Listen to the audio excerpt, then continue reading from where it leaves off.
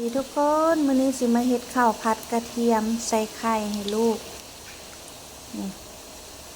กระเทียมเฮาเหลืองงามแล้วบัดนี้เนาะจะเอาไข่ลงไข่นี่ก็5หน่วยเนาะหรือว่า5ฟองมาผัดใส่กระทะ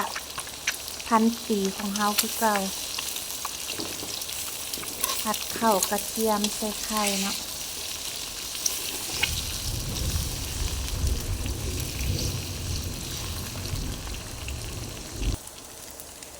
นี่ข้าวเฮากระปรุงแล้วเนาะข้าวหุงข้ามคืนเนาะข้าวหุงไว้แต่เมื่อคืนนี้นี่ไข่เฮาก็ได้แล้วเนาะ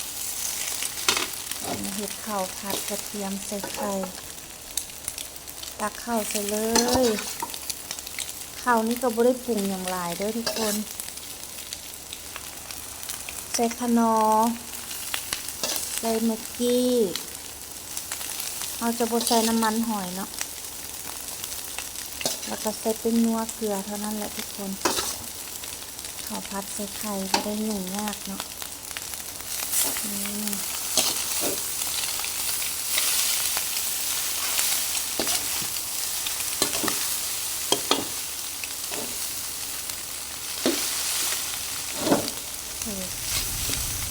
กระทะกับกิน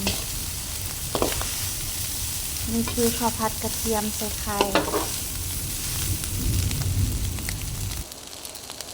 นี่คือหน้าตาข้าวผัดใส่ไข่เฮาเนาะพร้อมเสิร์ฟแล้วเด้ออาหารเช้าของลูกๆมื้อนี้ก็ง่ายๆเนาะข้าวผัดกระเทียมใส่ไข่หอมกระเทียม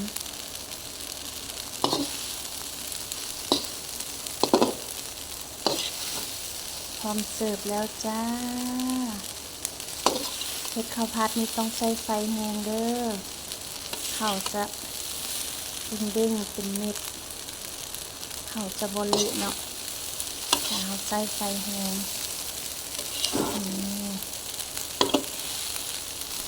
พร้อมเสิร์ฟแล้วเด้อบ๊ายบาย